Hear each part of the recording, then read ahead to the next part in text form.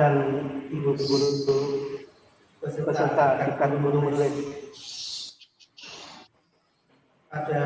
Pada sore hari ini materinya adalah teknik menulis yang baik. Nah, untuk yang pertama ini akan disampaikan teknik menulis maupun artikel yang baik. Nah, pada kesempatan ini kita kedatangan seorang narasumber yang sangat mumpuni karena beliau adalah seorang guru bahasa Indonesia yang saya tahu beliau ini seringkali menjadi juri pada FLS 2N pada beberapa tahun yang lalu. Kota Kediri mengadakan FLS 2N. Nah, yang saya tahu beliau ini adalah seringkali menjadi juri, entah itu puisi, entah itu cerpen. Beliau adalah Ibu Guni Zulaikah dari SMA Negeri 3 Kota Kediri. Baik, mari kita beri aplaus yang meriah untuk Ibu Guni Zulaikah. Baiklah, Bapak Ibu peserta Dikulis yang saya hormati, saya berikan waktu untuk Bu Guni, selaku narasumber. Bu Guni pada yang pertama akan menjelaskan puisi. Ya, terima kasih. Saya screen dulu.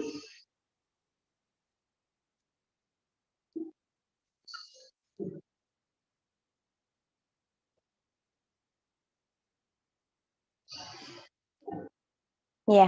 Assalamualaikum warahmatullahi wabarakatuh. Waalaikumsalam. Selamat sore Bapak Ibu peserta Dikulis APKS SLCC Kota Kediri yang saya hormati. Terima kasih atas waktu yang diberikan kepada saya. Pada kesempatan kali ini saya akan bukan memberikan ya Bapak Ibu, tapi sharing pengalaman aja dan sambil mengingat-ingat kembali, saya yakin, saya percaya Bapak Ibu semua sudah berpengalaman dalam hal tulis menulis. Yang pertama saya sampaikan adalah tentang menulis puisi. Bagaimana cara menulis puisi yang menarik? Ya, ini kebetulan saya cukup berpengalaman, bukan cukup berpengalaman sih, baru berpengalaman menerbitkan satu buku antologi puisi. Langkah-langkah yang mesti kita lakukan ketika mau menulis puisi, pertama yaitu menentukan gaya puisi. Gaya apa yang mesti kita ambil, kita sendiri yang tahu. Apa yang mau kita tulis, ya sambil menunggu materi, seperti ini Bapak Ibu, mungkin ketika mau menulis, sebetulnya apa yang kita rasa, apa yang kita lihat, bisa kita tulis. Kumpulan puisi yang saya tulis, ini juga demikian. Suasana yang kita alami itu bagaimana, itu bisa menjadi tulisan sebetulnya. Seperti saat ini di ruangan di aula SMP1 ini misalnya, kalau kita mau menulis puisi dengan tema apapun, bisa. Misalnya temanya hujan, karena kebetulan di sini sedang gerimis, ini juga bisa menjadi puisi. Terus next.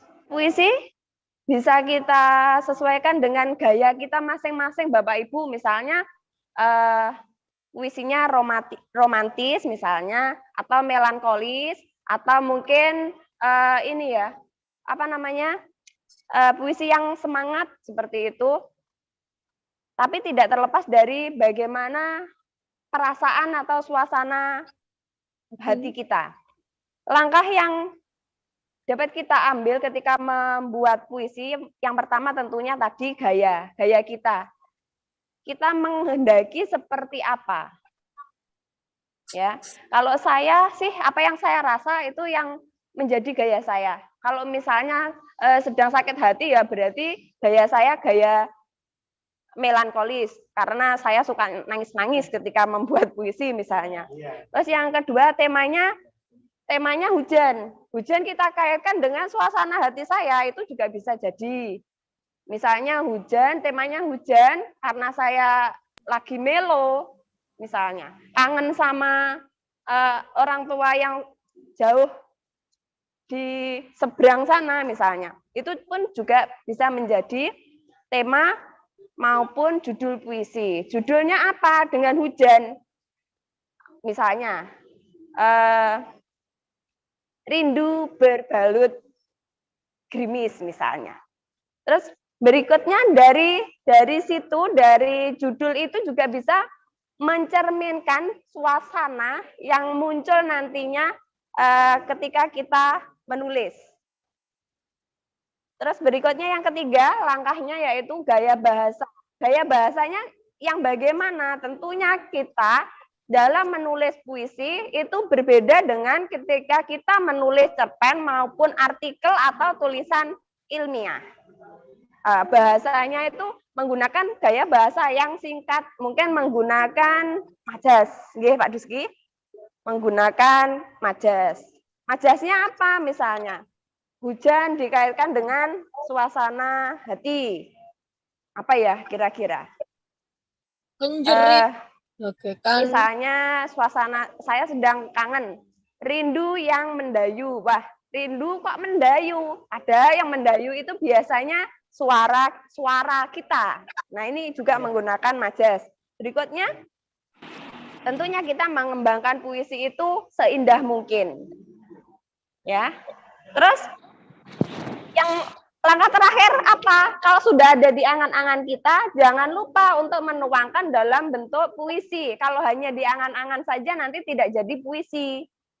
Kenapa kok kita menulis puisi? Menurut saya ini karya sastra yang paling mudah menurut. 3 hal dalam menulis puisi. Tadi yang mesti kita perhatikan yaitu kata. Di dalam satu rangkaian bunyi yang ritmis atau indah atau yang merdu. Jadi ketika menulis puisi, meskipun itu sudah tidak terikat lagi, kalau dulu kan ada syair, ada pantun yang masih terikat oleh bait maupun rima. Di sini juga kita bisa masih menggunakan aturan demikian ketika kita mau menulis puisi bebas. Terus bagaimana yang kedua? Hal yang kedua yaitu makna. Makna yang ada di dalam puisi bisa menimbulkan banyak tafsir. Tafsir saya tadi ketika menulis rasa rindu saya untuk orang tua saya bisa juga diartikan lain oleh pembaca. Itu yang disebut dengan menimbulkan banyak tafsir. Terus hal yang ketiga, mengandung imajinasi. Rindu yang rindu yang mendayu. Nah, rindu yang mendayu mungkin juga bisa menimbulkan imajinasi. Koyo apa yo? Seperti apa ya? Kok mendayu gitu ya?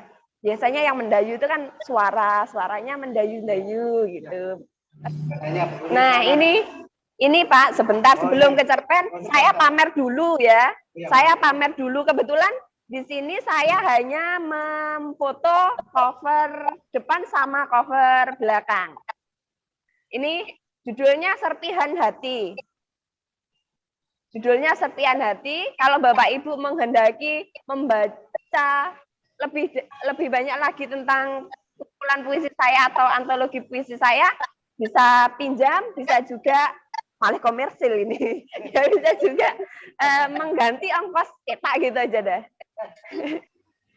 Sebetulnya ini adalah rangkuman dari keseluruhan isi puisi saya. Di sini pun masih berbau-bau yang pilihan katanya masih pilihan kata yang puisi. Sebetulnya di sini saya ingin mengajak Bapak Ibu semua dan pembaca tentunya untuk menulis ini.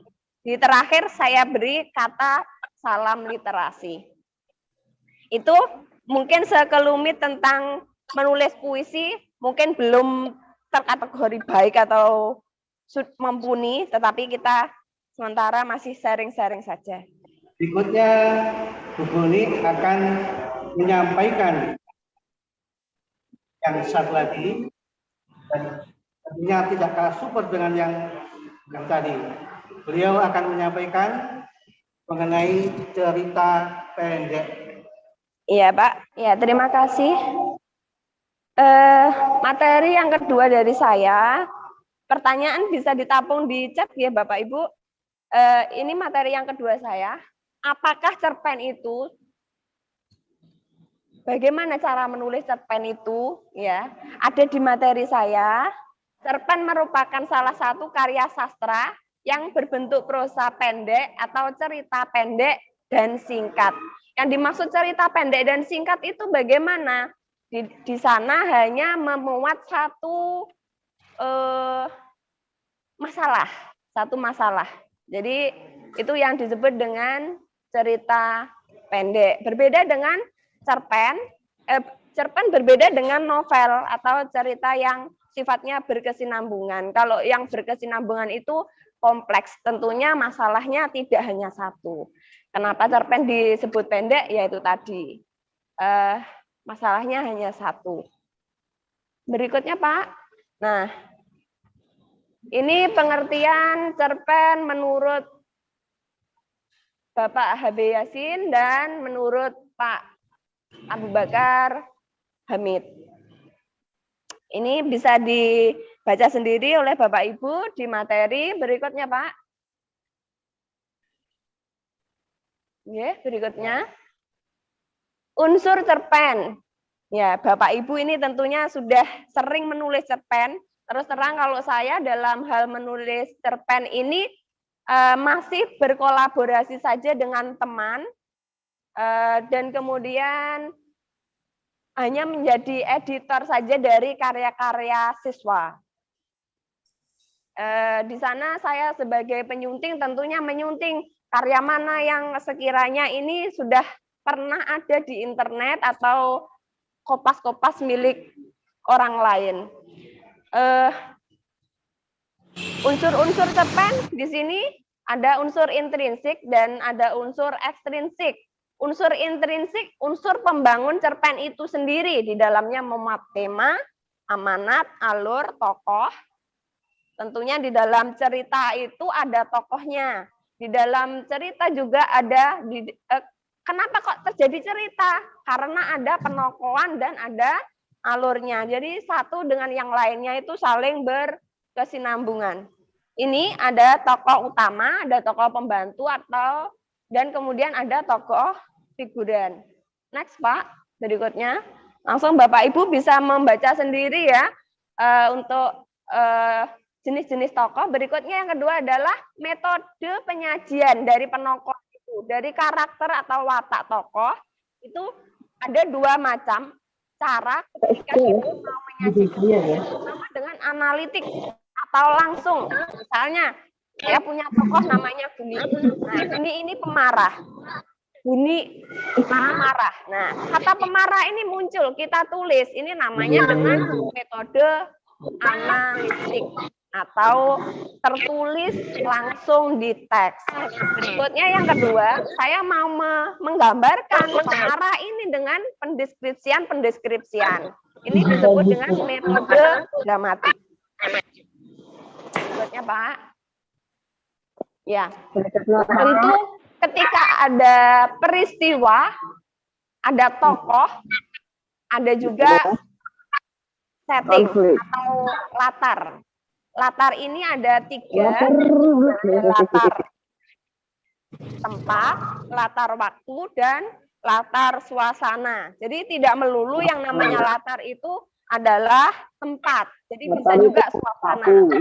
Saya tidak di dalam cerpen tidak menyebutkan saya bertempat di aula, tetapi saya mendeskripsikan, menggambarkan dengan suasananya yang saya gambarkan.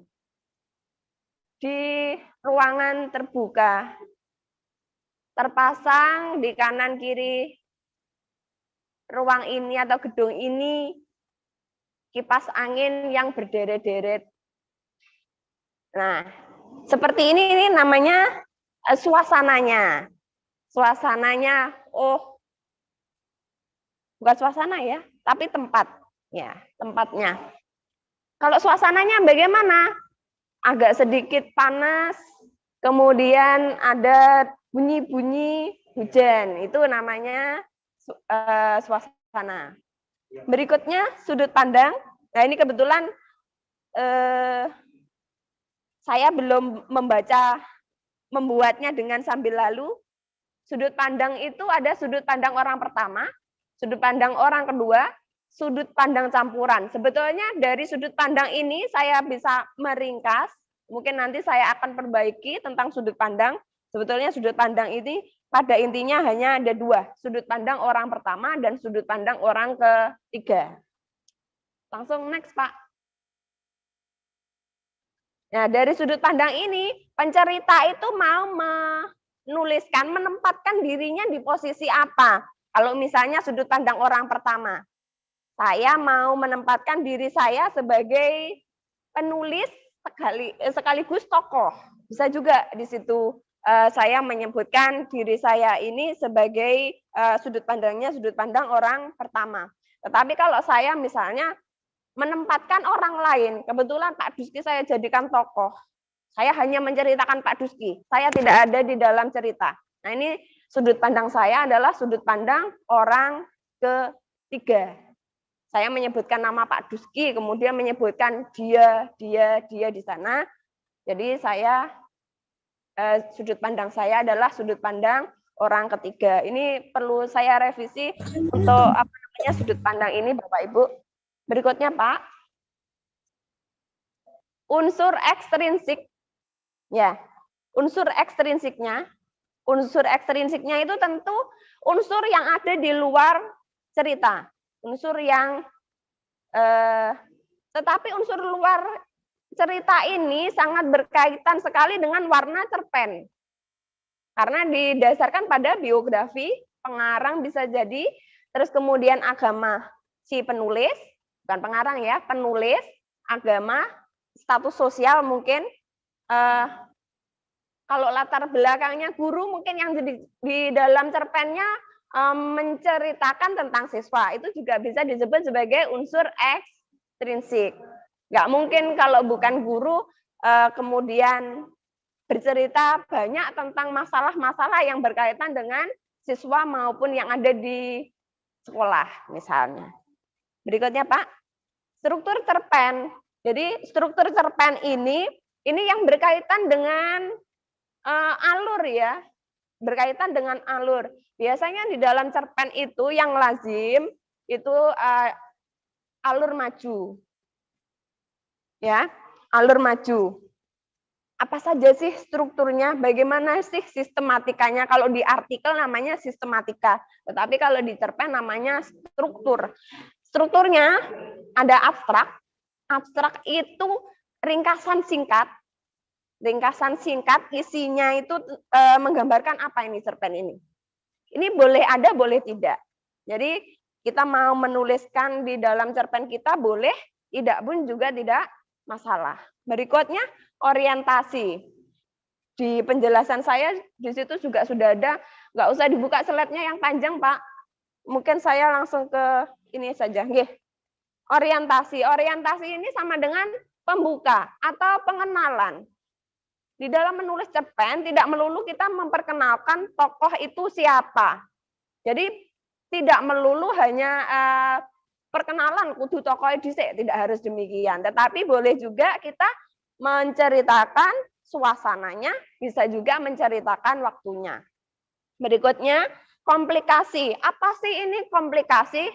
Nah, komplikasi ini adalah mulai memperkenalkan masalah-masalah yang dimiliki oleh tokoh. Masalah-masalahnya semakin berkembang, kemudian menjadi evaluasi atau klimaks kalau dulu bahasanya ya, Bapak Ibu, bahasanya klimaks atau puncak masalahnya apa. Di sana mulailah dicarikan solusi atau kemudian disebut dengan resolusi. Resolusi ini bagaimana cara mengatasi dari klimaks, dari puncak masalah yang dihadapi oleh tokoh yang kita buat. Nah, kemudian yang terakhir ditutup dengan yang namanya koda. Tentu dalam cerita itu tidak selalu diakhiri dengan cerita yang happy ya Bapak Ibu, tapi bisa juga yang sedih misalnya. Gitu Pak. Berikutnya Pak, itu mungkin tentang struktur cerpen, masih ada lagi kah? Terus Pak Basuki. Next. Ya, ini manfaat cerpen Bapak Ibu, bisa baca sendiri. Ini mungkin saya terlalu tidak sopan, karena untuk juga menghemat waktu, masih ada 3 materi lagi setelah ini. Manfaatnya ada yang menurut filosof Yunani kuno, dan ada yang manfaat secara umum. Kalau kita sebagai guru dan pegawai, nah ini insan pendidik ya, ada yang alasan kita atau manfaat kita karena hobi. Atau dari hobi itu kita bisa mengungkapkan apa yang kita pikirkan menjadi tulisan-tulisan bentuknya buku, kita terbitkan di penerbit, kemudian laku untuk di publish, kemudian bisa diganti menjadi tambahan penghasilan misalnya. Atau sekedar untuk kenaikan pangkat. Nah ini tidak bisa dipungkiri lagi ya Bapak Ibu. Kita bisa memiliki banyak manfaat dengan menulis apapun, tidak hanya cerpen ya. Menulis apapun, bisa juga puisi tadi yang kita bukukan, kemudian cerpen yang kita bukukan, atau kalau lebih kompleks lagi, mungkin kita bisa menulis novel dari kumpulan-kumpulan cerpen yang pendek-pendek itu, tetapi tokohnya sama, peristiwa-peristiwa yang dialaminya, konflik-konfliknya berbeda, kita bisa jadikan satu menjadi novel. Lah, dari sana kita bisa mendapatkan banyak keuntungan ya. Kalau saya sih sekedar ini masih sekedar apa ya? Untuk kenaikan pangkat Bapak Ibu. Dan ada juga yang teman-teman yang request, ayolah ini barter ya, saya nanti menulis ini, kamu baca, kamu nanti menghasilkan ini, saya ganti baca, seperti itu. Begini, apakah langsung dijelaskan mengenai setelah ini adalah artikel, apakah menjawab pertanyaan dari Bapak Ibu guru peserta dulu? Iya, sementara mungkin di pertanyaan dulu Pak. Oh, pertanyaan dulu. Baik, terima kasih. Ada beberapa pertanyaan yang pada intinya peserta itu menanyakan begini, jenisnya apa? Dalam menulis puisi itu jenis grupnya apa? Kemudian juga ini adalah fontnya, marginnya dan sebagainya. Iya. Apakah ada aturan? Terima kasih. Terima kasih Bapak Ibu. Puisi, kemudian cerpen, novel itu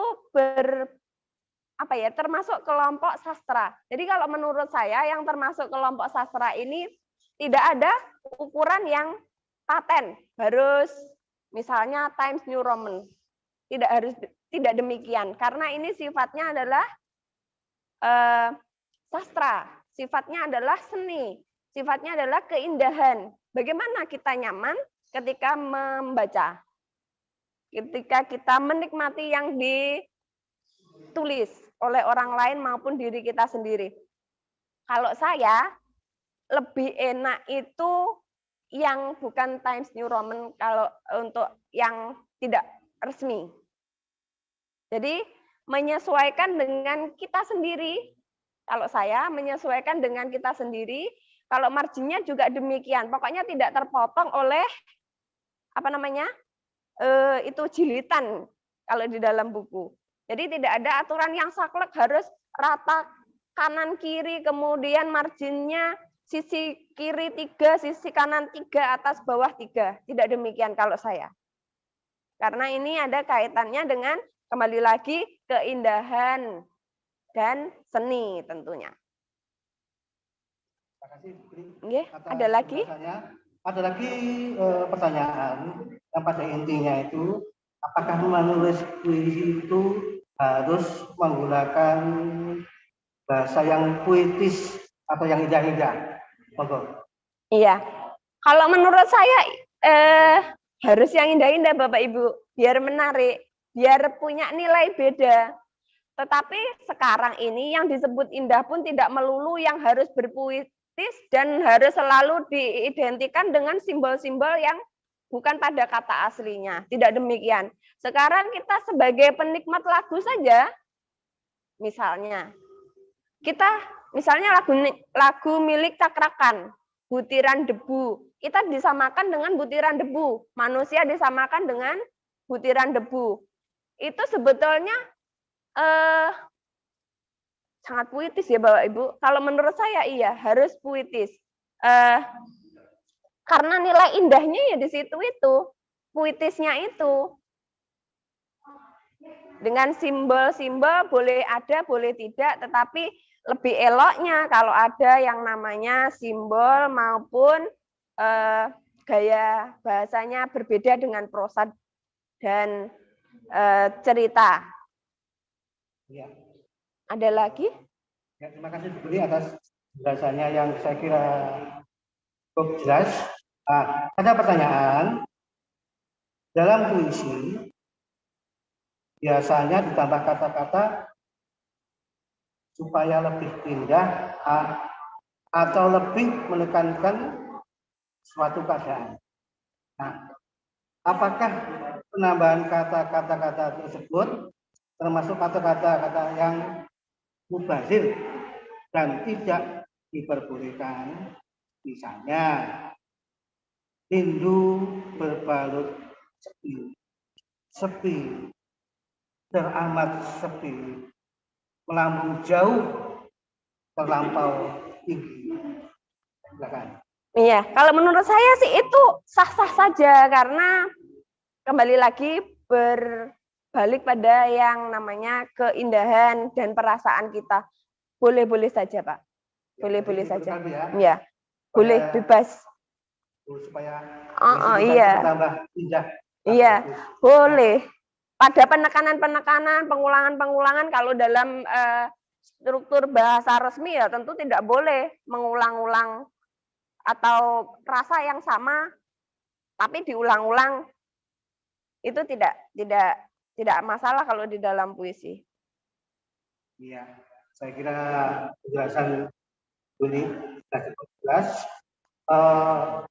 Untuk menyingkat waktu karena sudah menjawab 3 pertanyaan, maka mari kita lanjutkan kan menulis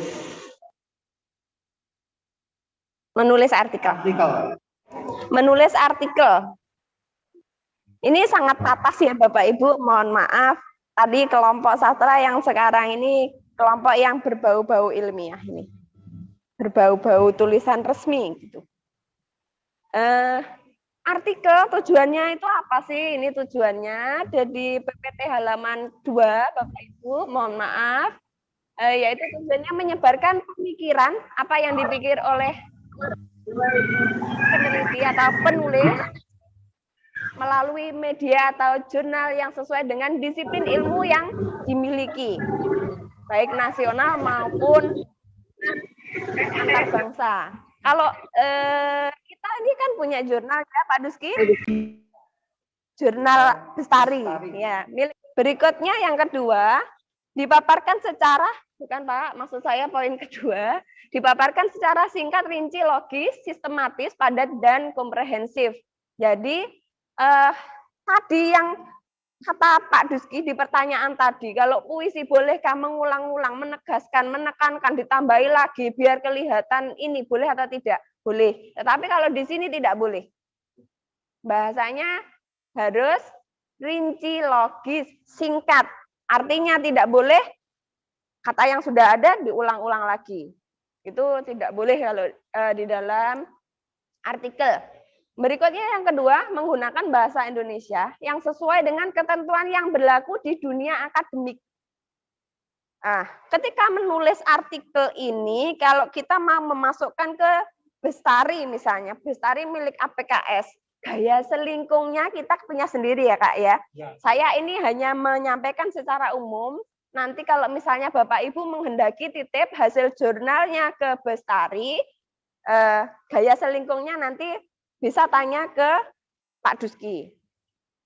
Nah ini, yang keempat, warna keilmuannya harus tegas. Maksudnya warna keilmuannya harus tegas bagaimana? Kalau misalnya di dunia pendidikan seperti saya bahasa Indonesia, ya jangan dicampur dengan bahasa yang bukan bahasa Indonesia ilmunya. Ini bukan karangan fiksi. Jadi kalau tadi saya menyebutkan atau membahas tentang novel, cerpen maupun puisi, itu termasuk fiksi. Di sini kita bukan yang fiksi. Kita bukan yang fiksi. Jadi yang fiksi-fiksi tadi kita kelompokkan menjadi puisi, cerpen, boleh juga nanti novel, Bapak Ibu jika berkenan dan mampu menulis novel ya. Berikutnya yang keenam, menyajikan keterangan yang dapat digolongkan sebagai data. Jadi kita berangkatnya tidak mengada-ngada, tetapi ada data, ada bukti-bukti yang akurat.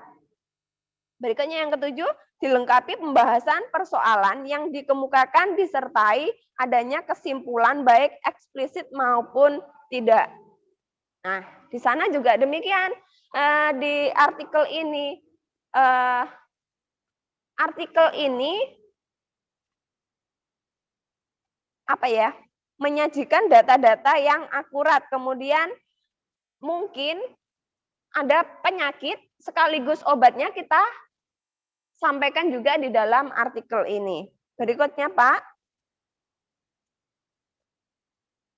Nah, ini syarat artikel, Pak. Apa ini tulisannya kok belum muncul?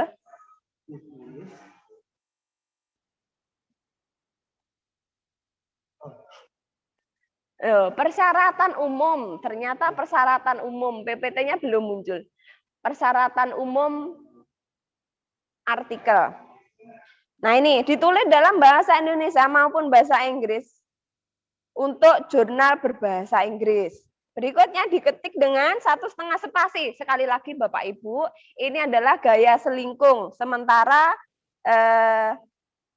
berdasarkan ini dulu juga tidak masalah. Tetapi ketika kita mau menjurnalkan artikel kita atau biar dimuat di jurnal, itu harus memenuhi gaya selingkung.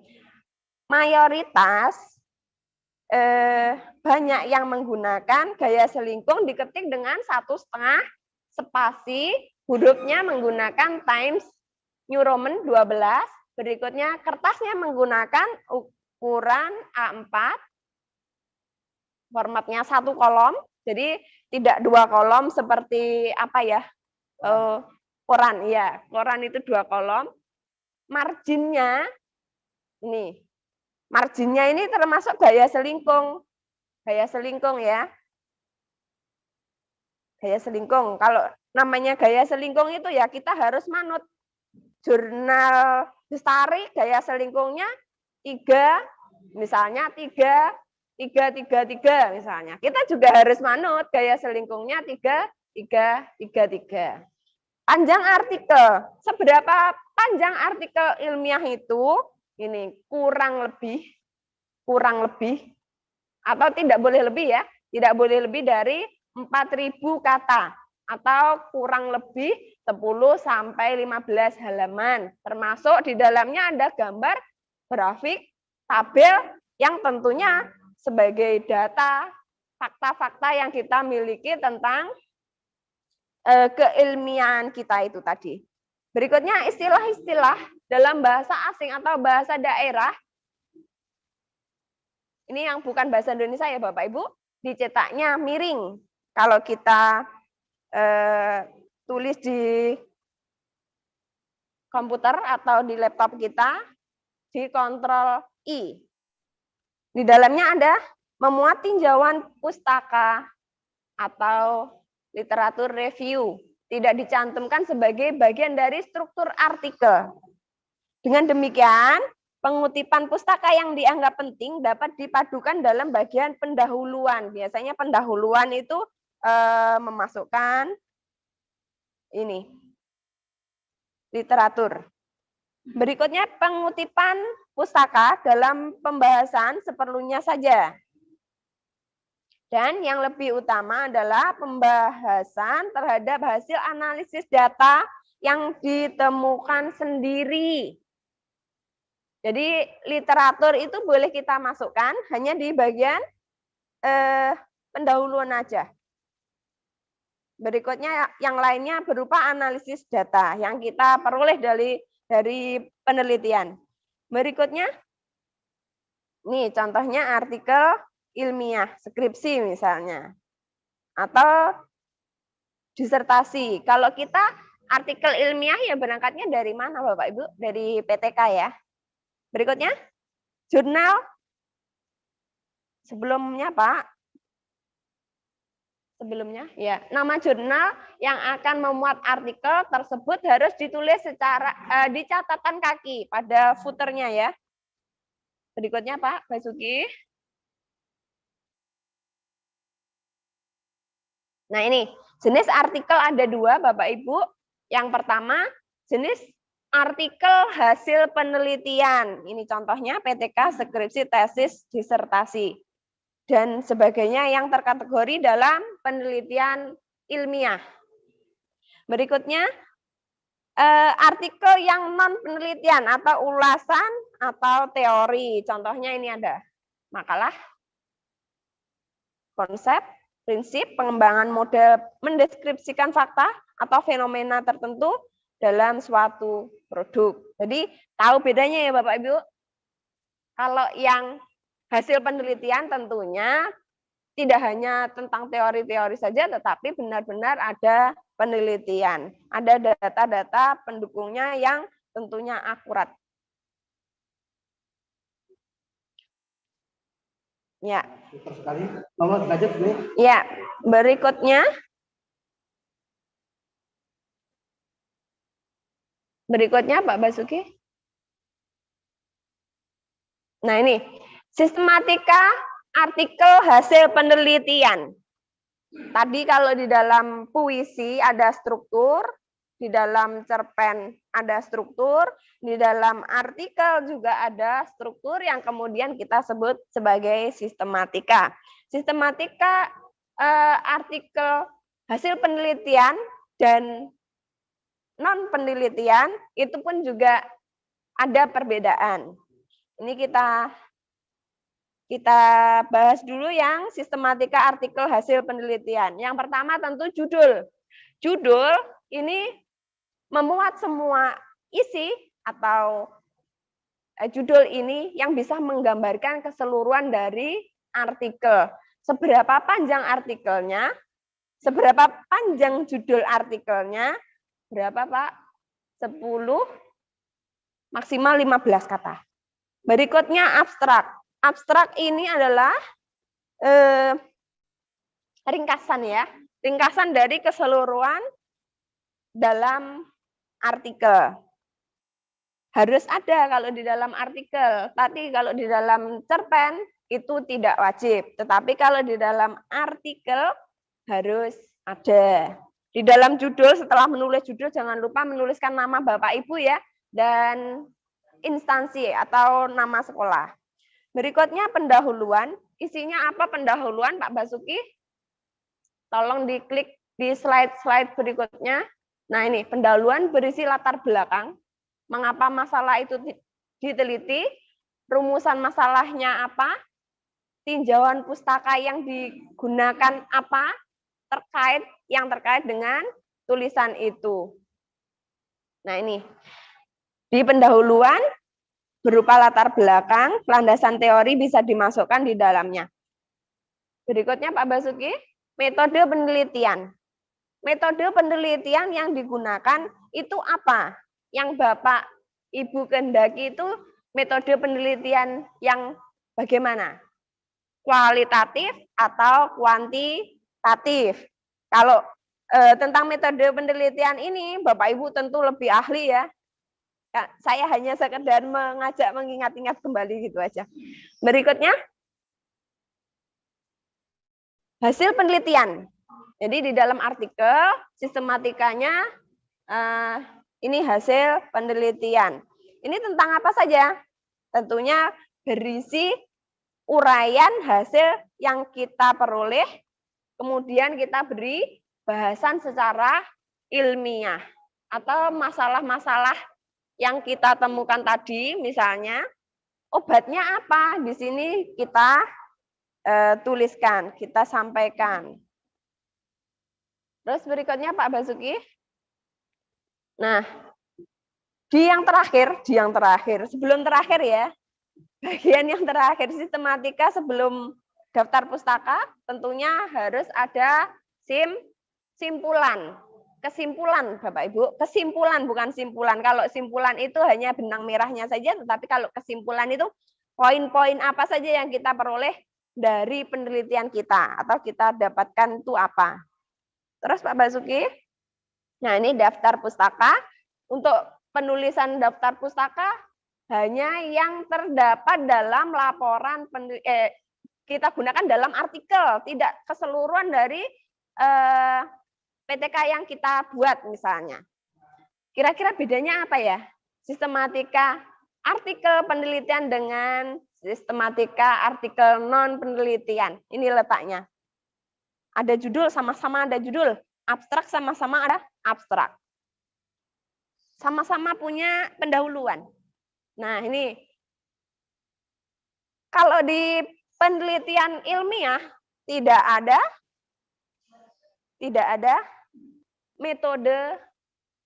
metodologi penelitian tidak ada. Tetapi kalau di non penelitian ya itu tidak ada. Tapi kalau di penelitian harus ada metodologi penelitian. Terus bagian isi ini ya hampir mirip, hampir sama ya.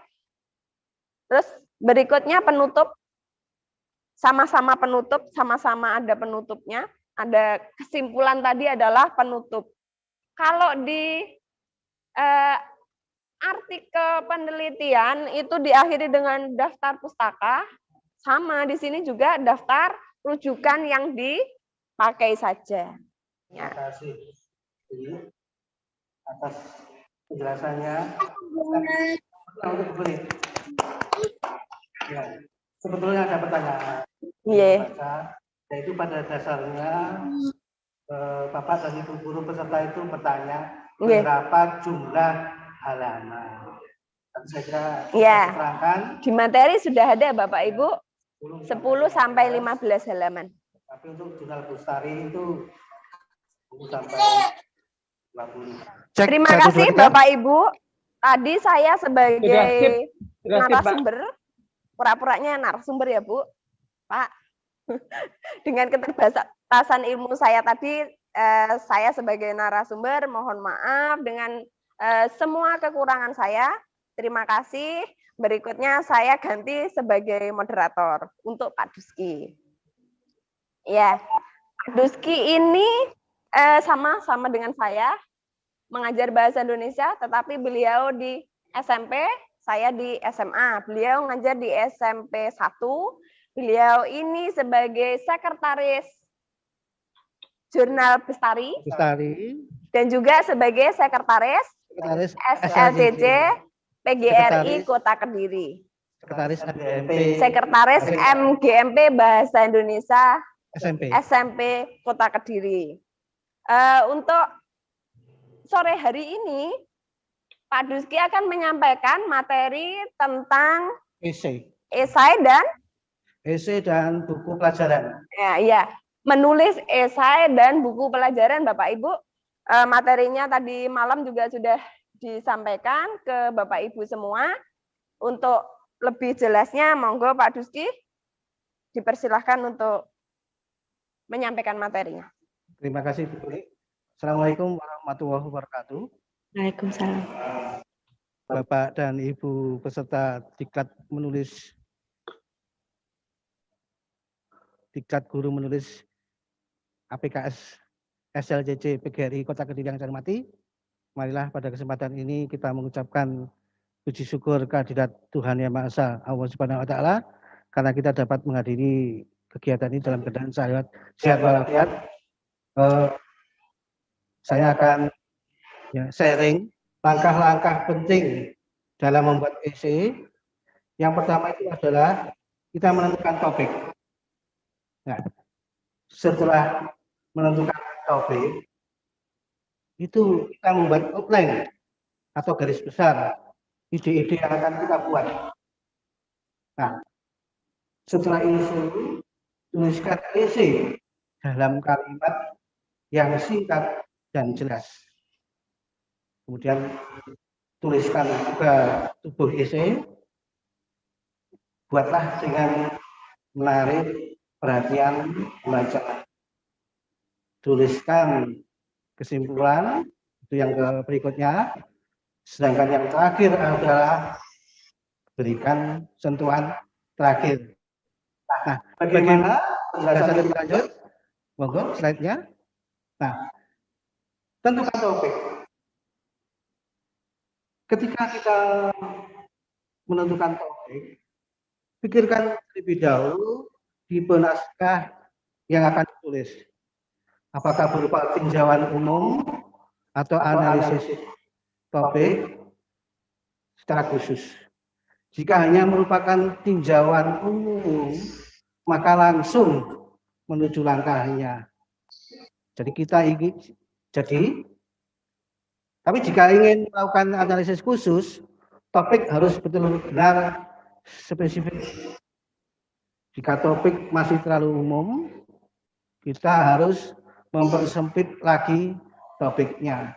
Nah, ini anak-anak kelas 9 A dan B, itu saya minta anak-anak itu menjelaskan atau membuat topik yaitu pembelajaran jarak jauh. Pengalaman pembelajaran jarak jauh selama setahun ini.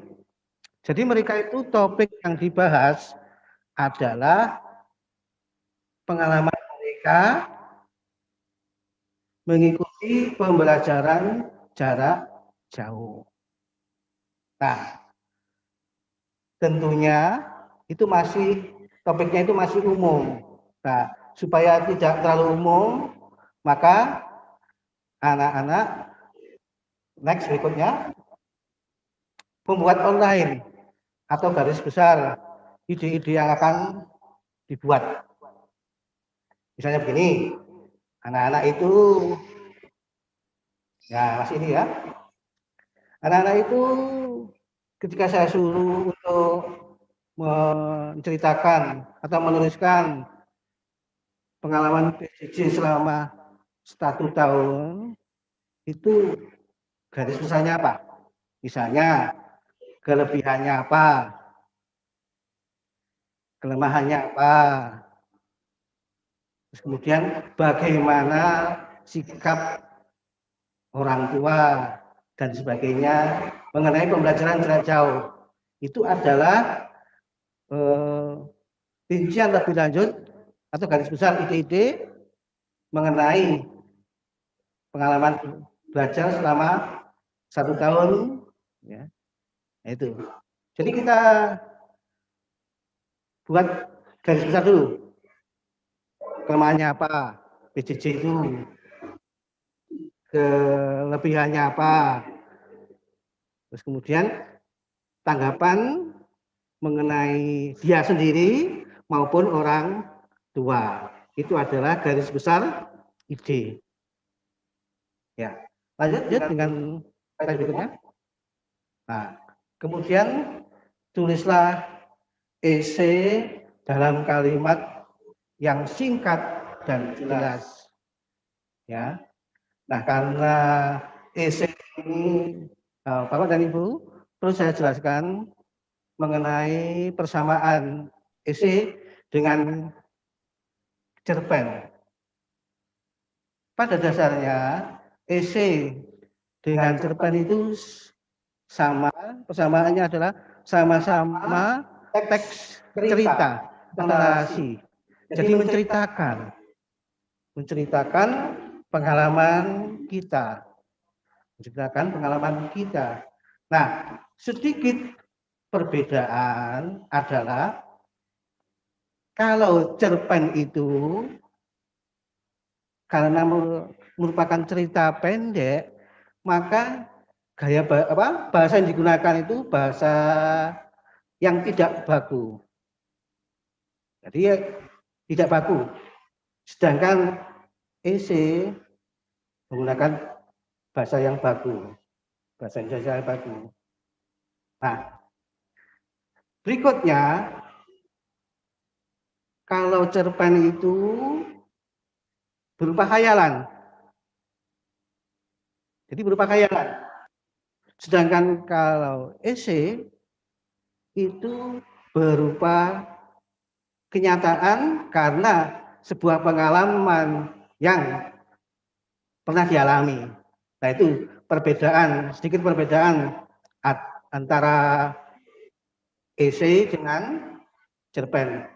Untuk masalah struktur dan sebagainya sama dengan cerpen yang sudah dijelaskan oleh Bu Guri tadi. Nah, itu perbedaan dan persamaan cerpen dengan esai. Lanjut. Tuliskan tuh Bu esai, ya. Jadi mulailah dengan poin-poin penting. Kemudian buatlah beberapa subtopik dan kembangkan subtopik yang telah kalian buat.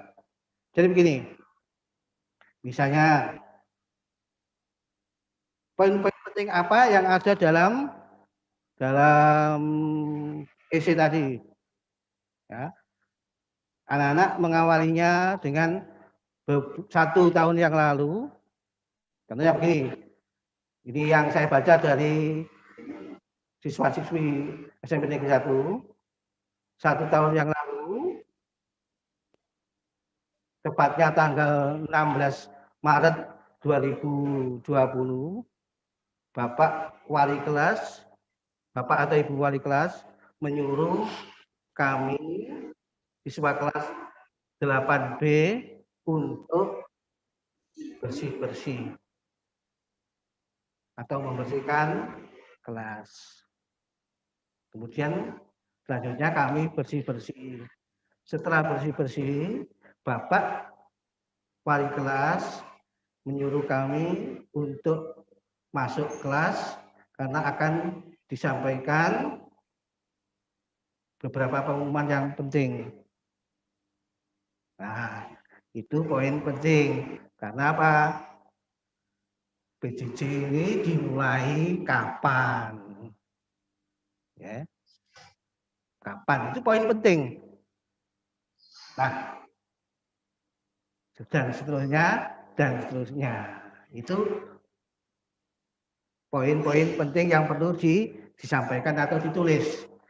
Nah, kemudian buatlah dengan menarik perhatian pembaca.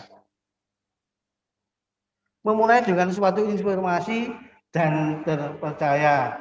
Informasi ini tidak perlu benar-benar baru untuk membaca, namun bisa menjadi ilustrasi untuk poin yang dibuat.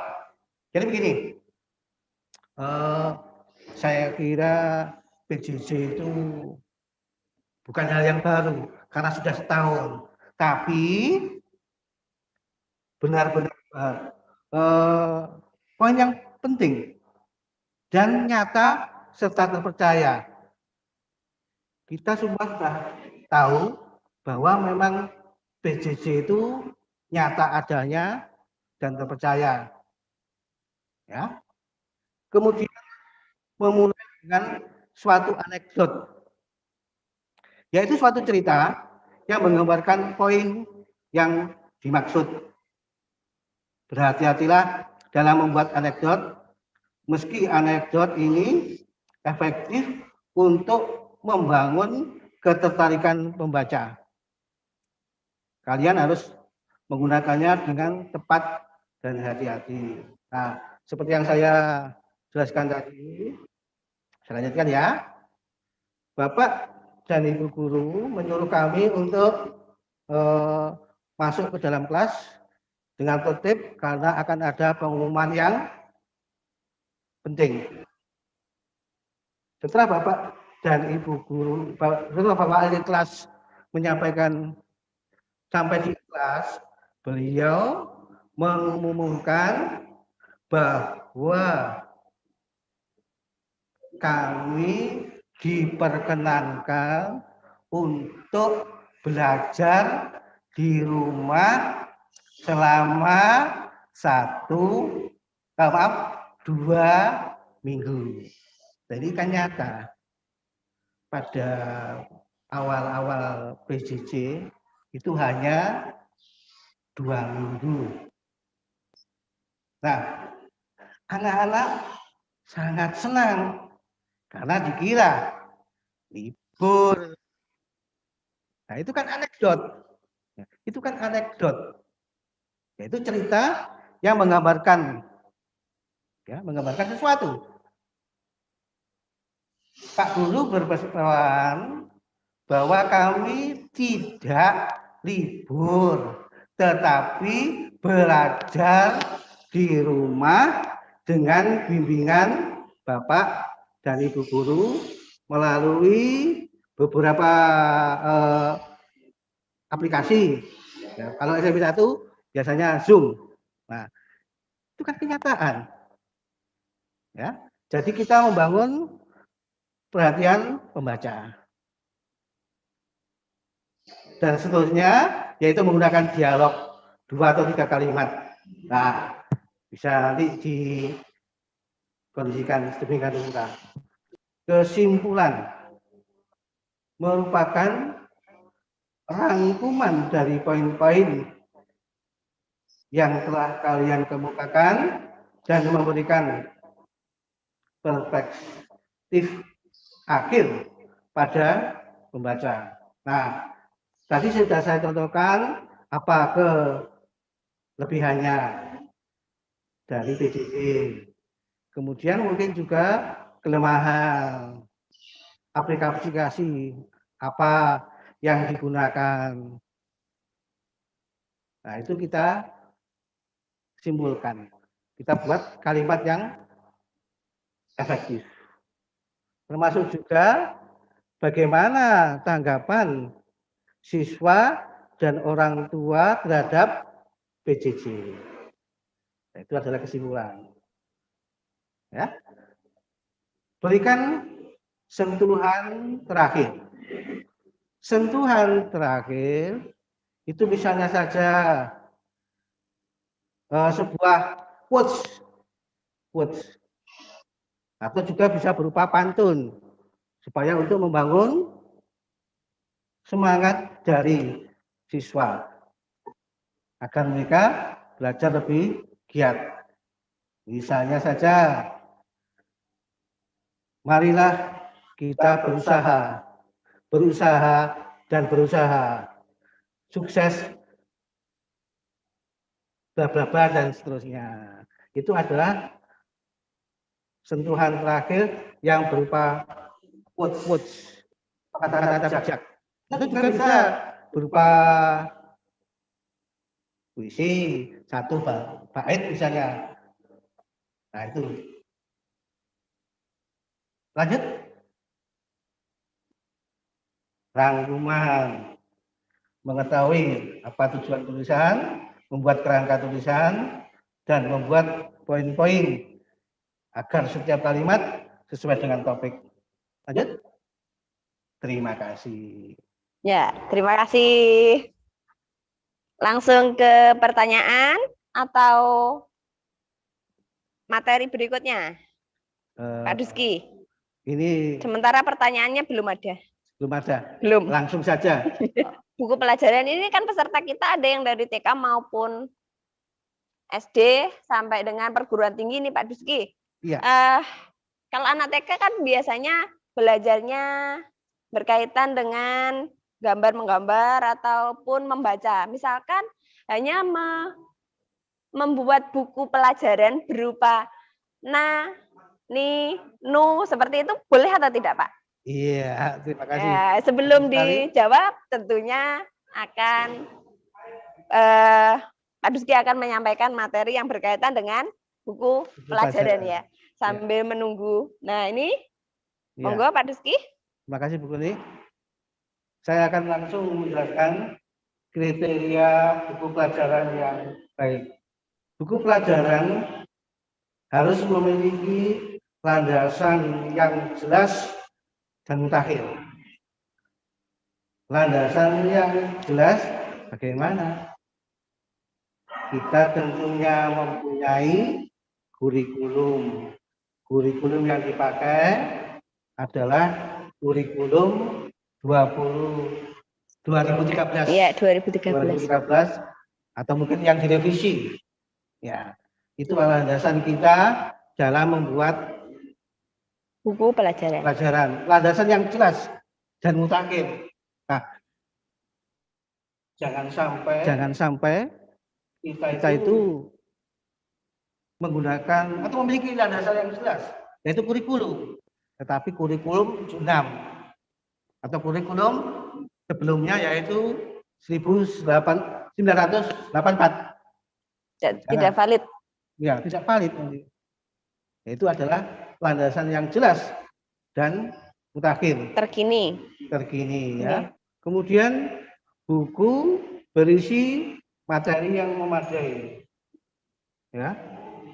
Buku yang baik adalah buku pelajaran yang menyajikan materi yang kaya, bervariasi, mudah dibaca, serta sesuai dengan minat dan kebutuhan siswa. Dampak dari buku yang demikian adalah menjadi sumber pemecahan masalah akademis, memicu peserta didik untuk membaca, menyenangkan, menstimulasi kreativitas anak.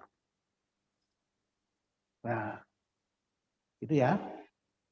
Kemudian buku disusun secara sistematis dan bertahap. Saya kira Bapak dan Ibu peserta bisa membaca sendiri, mohon untuk membaca sendiri karena keterbatasan waktu. Lanjut.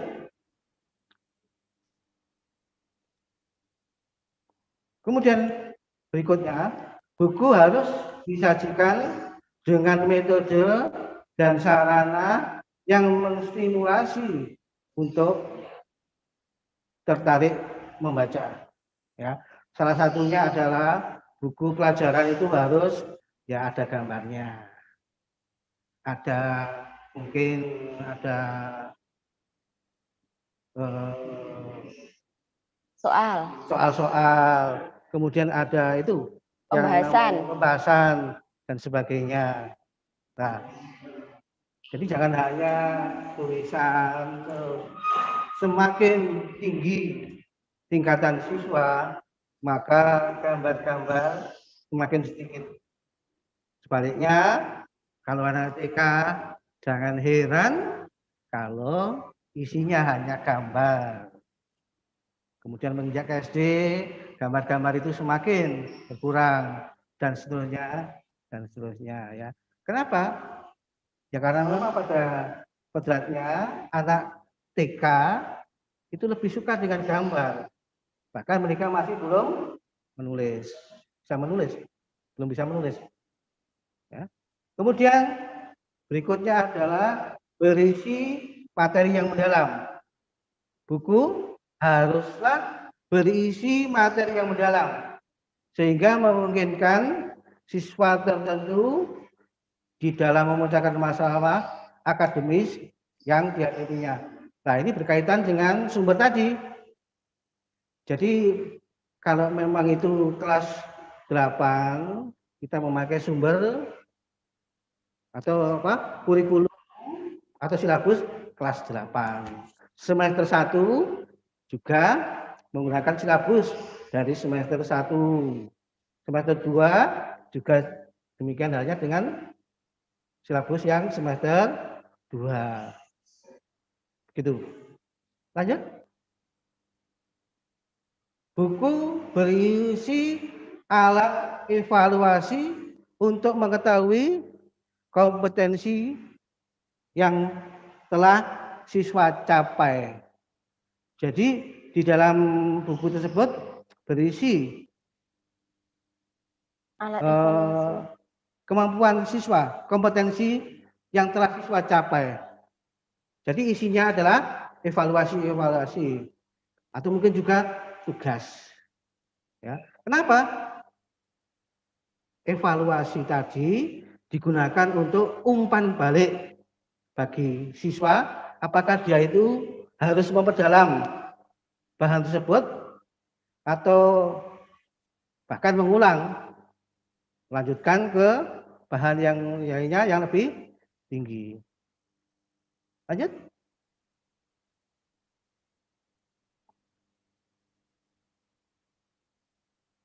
Tulis, maaf, sebelumnya Pak Basuki. Tulis dengan bahasa yang menarik dan informatif. Jadi pada intinya bahasa yang digunakan dalam dalam buku pelajaran itu harus menarik dan informatif. Tetapi harus menggunakan bahasa yang baik dan benar. Entah itu bahasa Indonesia, bahasa Jawa, kalau memang pelajaran bahasa Jawa, ataukah bahasa Inggris, kalau memang buku pelajaran bahasa Inggris. Lanjut. Buat visual dan tampilan buku dengan menarik. Ya. Jadi buatlah visual atau bisa dikatakan gambar. Gambarnya yang baik, tidak berlebihan. Jadi sesuai dengan tingkatan umur siswa atau tingkatan sekolah. Semakin banyak visual atau gambar itu biasanya di TK. Tampilan buku yang menarik. Nah, tampilan buku yang menarik itu bisa misalnya saja berupa ini. Pakailah kertas yang bagus atau jangan mudah sobek. Ya. Dengan demikian buku menjadi menarik, siswa belajar itu dengan semangat. Jadi tentunya kalau kita itu bukunya itu apa? Tidak menarik, siswa itu jangankan belajar, membuka saja mungkin istilahnya asarasen. Ya, itu penjelasan singkatnya. Lanjut. Susun materi sesuai dengan kebutuhan siswa. Banyak dari bahan ajar yang dibuat dengan tidak jelas dari materi yang disampaikan terlalu bertele-tele. Bahkan ada yang menggunakan bahasa bahan ajar yang tidak pernah diperbarui. Nah, maksudnya adalah kalau kita membuat buku pelajaran, daftar pustaka atau daftar rujukan yang dipakai, hendaknya paling tidak itu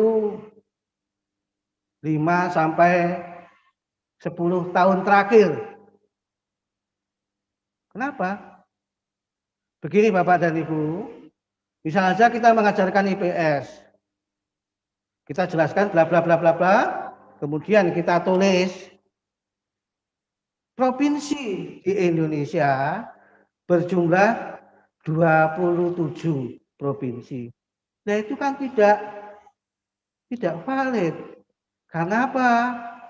27 tahun itu sudah sejak lama sekali. Sekarang yang terbaru adalah 34.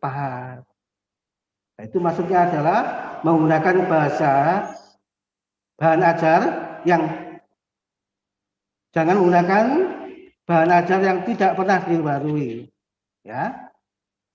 Kemudian sesuaikan dengan kebutuhan mahasiswa, mahasiswa atau siswa, ya, dan kurikulum yang berlaku. Dengan demikian, siswa akan lebih mudah untuk mempelajari bahan ajar yang digunakan. Lanjut. Terima kasih. Terima kasih Pak Duski. Ini menarik dan juga masih bikin bingung mungkin untuk sebagian Bapak Ibu peserta ya. Saya pun juga demikian Pak Duski. Sebetulnya juga masih belum begitu menguasai. Sementara saya akan bacakan pertanyaan dari Bapak Ibu peserta ya Pak Duski. Monggo. Ini ada satu pertanyaan, masih ada satu pertanyaan dari Bu Hertini Kusumawati dari SMP Al-Huda. Bagaimana cara membuat judul yang menarik dari esai? Karena anak-anak ini tetap memakai judul pesan kesan PJJ. Jadi judulnya masih pesan kesan PJJ Pak Duski. Bagaimana cara mengajarkan ke anak-anak biar membuat judul itu menarik gitu? Iya. Seperti yang sudah dijelaskan Bu Guli tadi, judul itu menarik.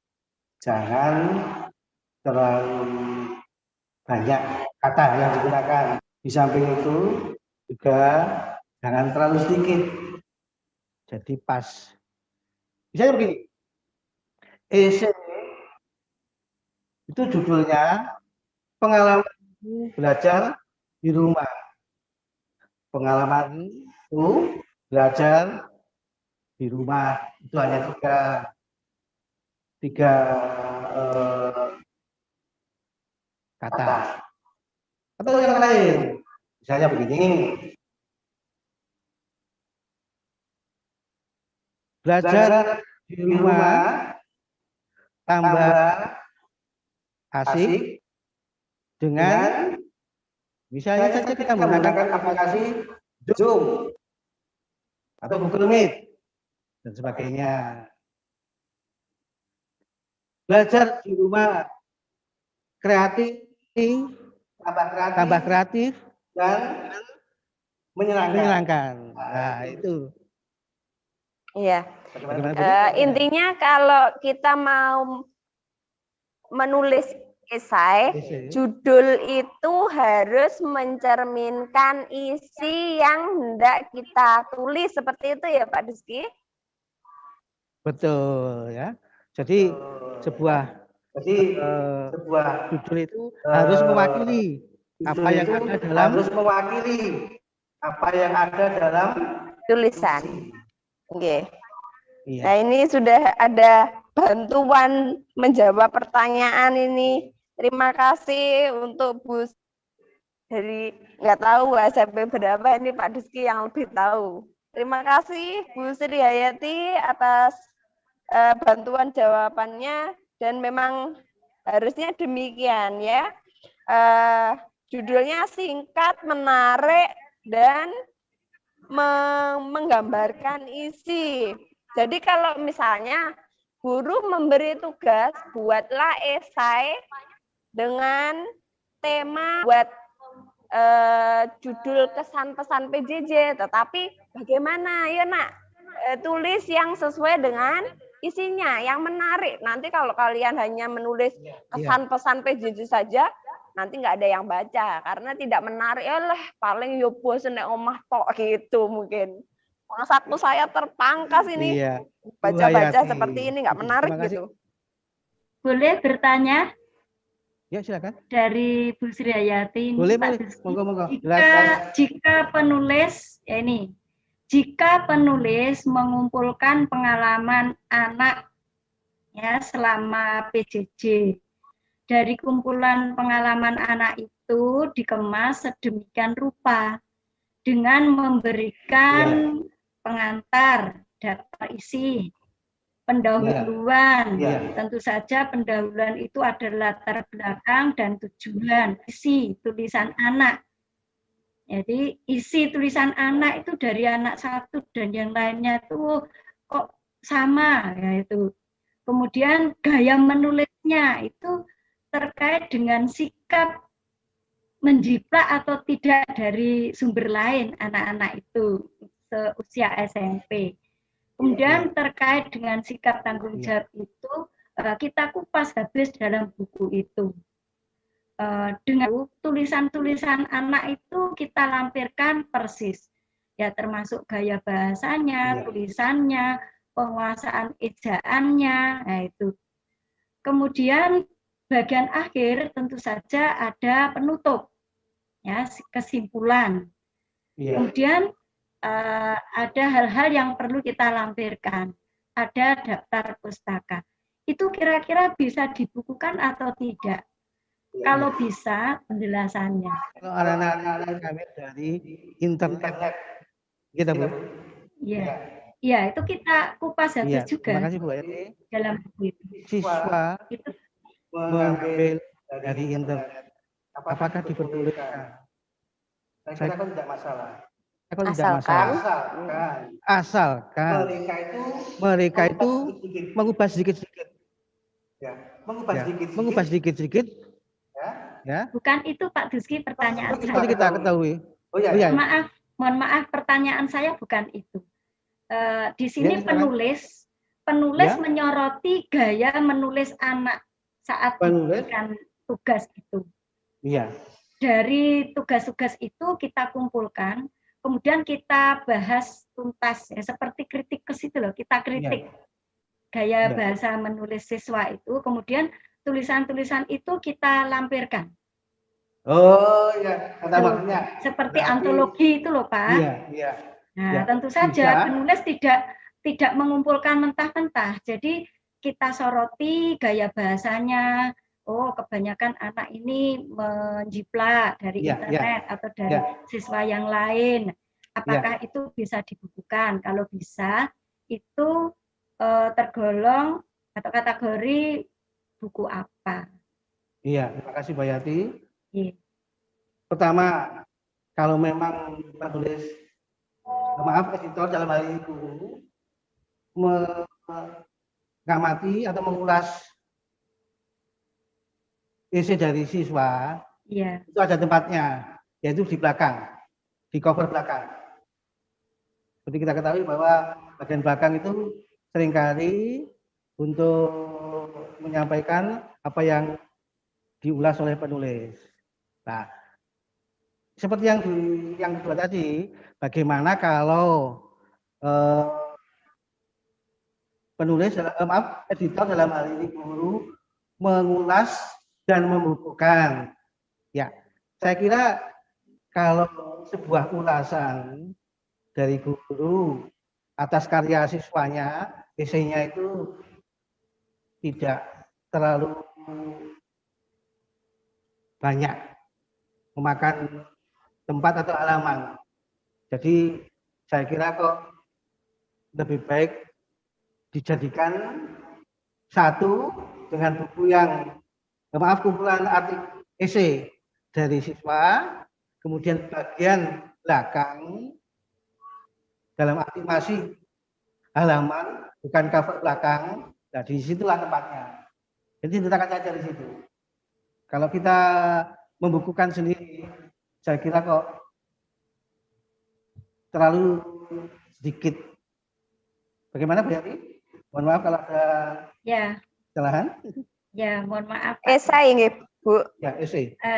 Iya, ini memang kumpulan isi pengalaman anak-anak selama PJJ. Jadi dari keluhan-keluhan anak-anak itu ya seperti dalam bentuk cerita, cerpen, seperti cerpen itu saya kumpulkan. Kemudian saya membahas, tentu saja ada sistematikanya, ya ada pendahuluan, ya ada kata pengantar, daftar isi, kemudian ada pendahuluan. Nah, dalam pendahuluan ini ada latar belakang penulis sebagai guru. Di satu sisi harus mentransfer pendidikan, ya ta? Ya, Harus ya. transfer ilmu pengetahuan juga mendidik. Ternyata anak-anak itu ditugasi untuk membuat tulisan itu Iya. banyak yang menjiplak. Apakah ini pengaruh dengan PJJ atau tidak? Ya setidaknya ini memang mungkin sedikit ilmiah lah gitu. Iya. Jadi menyoroti gaya bahasanya, ejaannya dan sebagainya, termasuk Nah, isinya. ini itu. bisa dikategorikan nanti jadi buku atau tidak itu loh Pak Duski. Pertanyaan dari Bu Sri Iya, Hayati. itu loh bisa jadi buku atau tidak. Kalau Karena saya Bu ya, masing-masing nggih. karena Kalau dari saya, nggih. karena dari masing-masing karya anak itu akan saya kupas, misalnya gaya sekelompok anak ini, oh cenderung gaya bahasanya itu menggunakan gaya bahasa gaul. Kemudian dari sekelompok anak ini menggunakan gaya bahasa yang itu saja, menjiplak dari internet dan sebagainya. Nah, itu nanti akan penulis kategorikan, dikelompokkan. Ya, begini Bu Hayati. Dan dari segi isi. Jadi saya tahu maksudnya. Jadi begini, gaya bahasa selingkuh anak begini. Ya. Kita kumpulkan. Bab 1. Ya. Gaya bahasa anak begini. Iya, betul. Bab 2. Dan seterusnya, dan seterusnya. Ya. Saya kira kok bisa. Bisa ya Pak ya? Bisa. Jadi nanti akan saya kelompokkan seperti itu. Nah, itu termasuk apa Pak?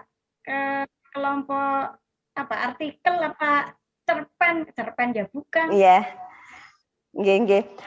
Saya tahu maksudnya Bu Sri Hayati dan saya ini punya pemikiran yang berbeda dengan Pak Duski. Kalau menurut saya itu tidak terkategori ke buku yang mana Bu? Karena itu bukan kategori cerpen. Iya, bukan. Ya. Kalau untuk mengulas itu lebih tepatnya Ibu itu ini ke penelitian tindakan kelas. Kalau menurut saya. Tapi itu berupa kumpulan itu. Kumpulan, setiap kumpulan, misalnya ada. Setiap kumpulan itu tadi diberi ulasan sama Sri Hayati seperti itu. Mungkin saya cut saja Bu. Ini nanti biar dijelaskan oleh Bapak Marsudi biar lebih jelas dan rinci. Kalau sepengetahuan saya seperti itu tidak masuk ke kategori, kecuali itu kalau untuk TK SD mungkin bisa dijadikan buku, nanti nama bukunya apa ya itu? Buku apa Pak? Ya, nanti biar dijelaskan oleh Bapak Marsudi yang lebih ahli Bu. Mohon maaf atas keterbatasan kami. Bu Sri Hayati, mungkin cukup itu ya yang bisa kita sampaikan. Iya. Ya, dari kelima materi yang dapat kami sampaikan berdua, saya sebagai pemateri sekaligus pembawa acara. Sama Pak Duski juga demikian. Dengan berakhirnya waktu, 5 materi sudah kami sampaikan. Terima kasih atas perhatiannya. Mohon maaf atas kekurangan kami. Sampai ketemu besok. Saya selaku pembawa acara mohon undur diri. Pak Duski juga mohon undur diri. Selamat sore. Assalamualaikum warahmatullahi wabarakatuh. Waalaikumsalam warahmatullahi wabarakatuh.